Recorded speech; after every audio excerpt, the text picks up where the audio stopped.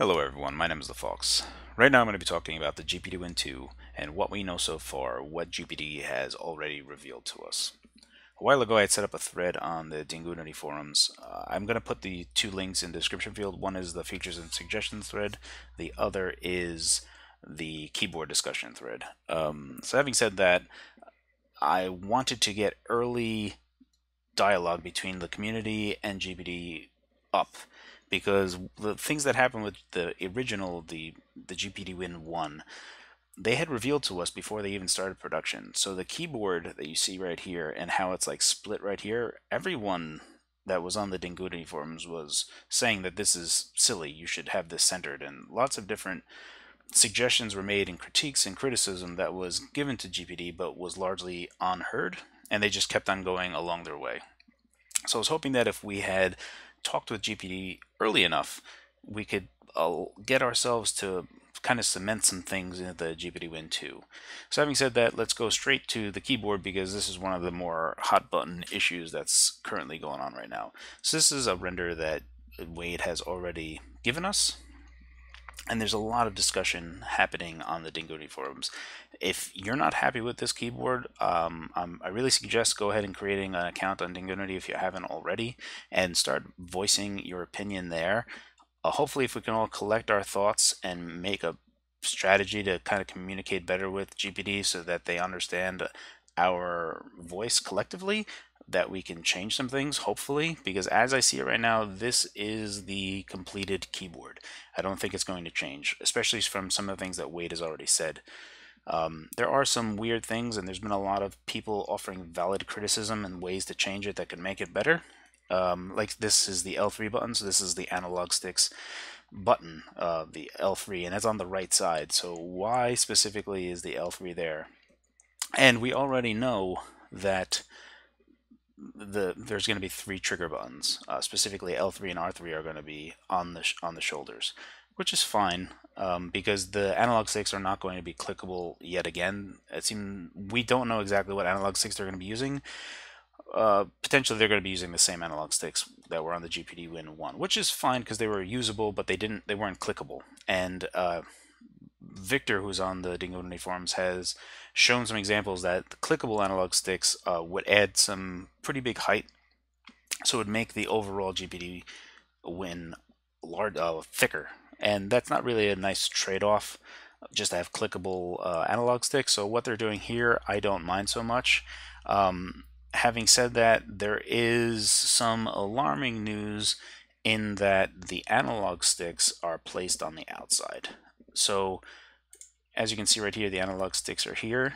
Obviously, this is a very rough sketch of what it's going to look like. I just kind of threw in what their keyboard was and then flipped these around.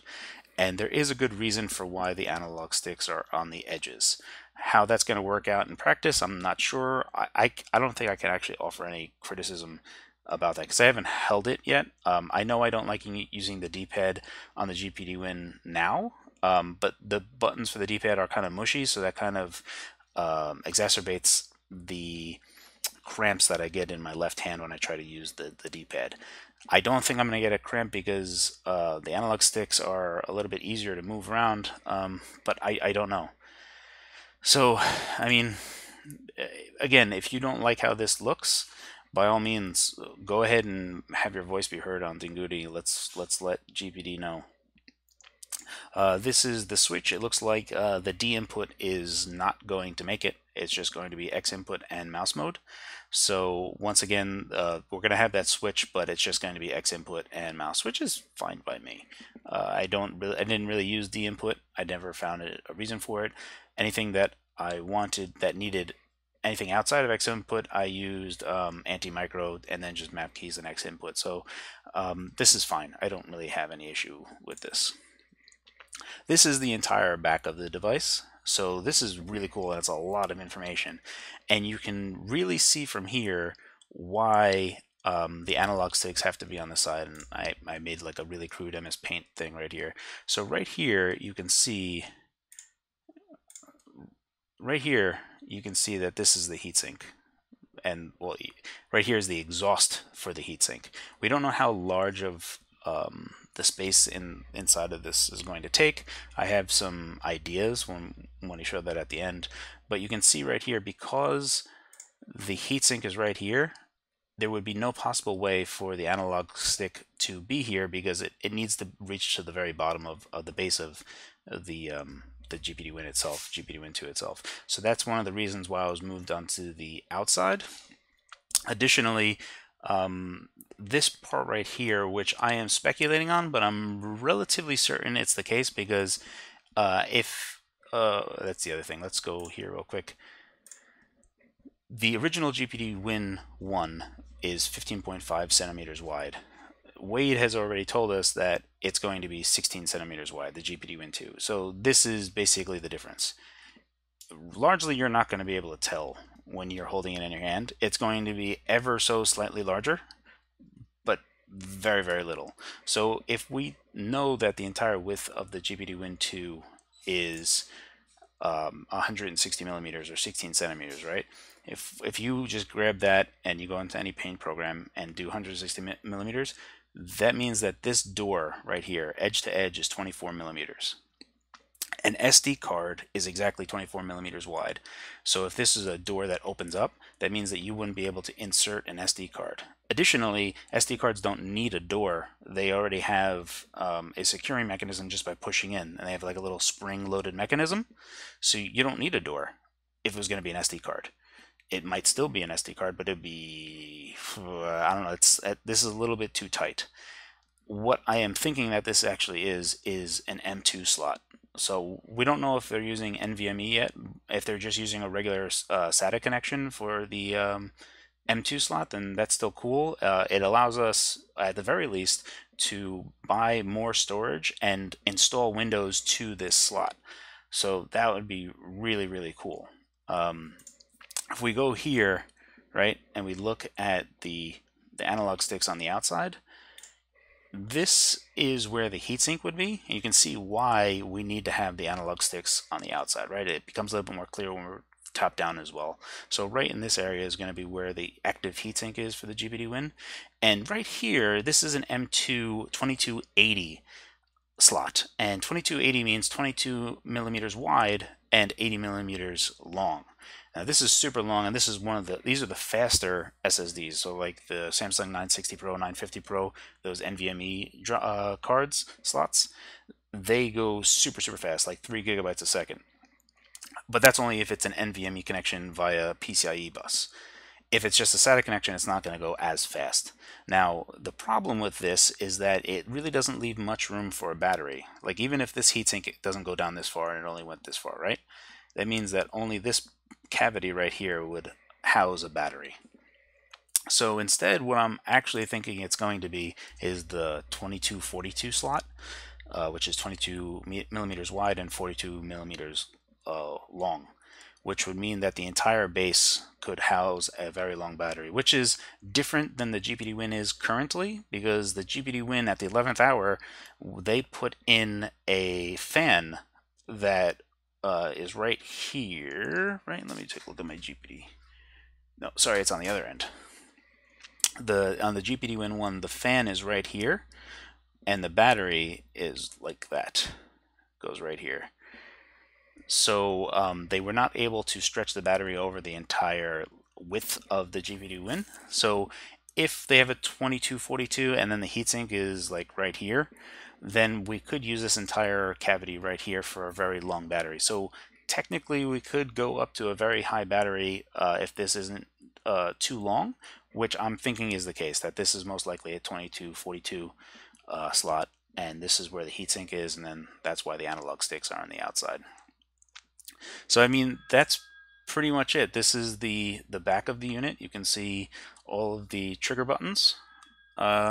It's coming along. You have your Type-C, micro SD, USB, 3.5mm jack, micro HDMI. This time they did mini HDMI previously, and then this is the M2 slot with a door to secure the M2 card while it's inside your system.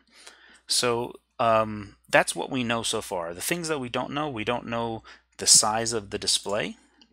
There are some large borders on the GPD Win, so they could shrink the borders considerably, and it's also 5 millimeters wider, so it'll make it kind of pull out a little bit higher over here. Not too much, but just a little bit. But even with some borders, they can go to a 6-inch screen pretty easily.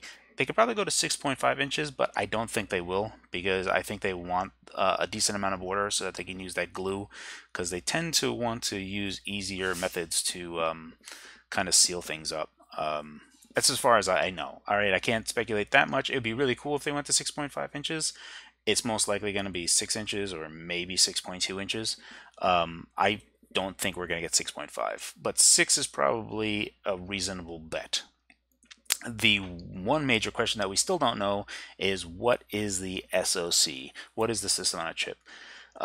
Basically, there's two candidates. There's the Apollo Lake N4200, which is a small bump over the current Atom Cherry Trail that we have in the GPD Win, or it's the either the Skylake or KB Lake 6Y30, 7Y30, or the 7Y32. These are Core M, Core 3, Core M3 SoCs. My preference is to use the Core M 7Y32, which Victor had on the forums had said that it's basically a new thing that Intel came out with. Same price, it's just a very tiny bump. It really doesn't matter. The 7Y30 would just be as fine, because Intel XTU is available on those chips, so you can overclock if you wanted to.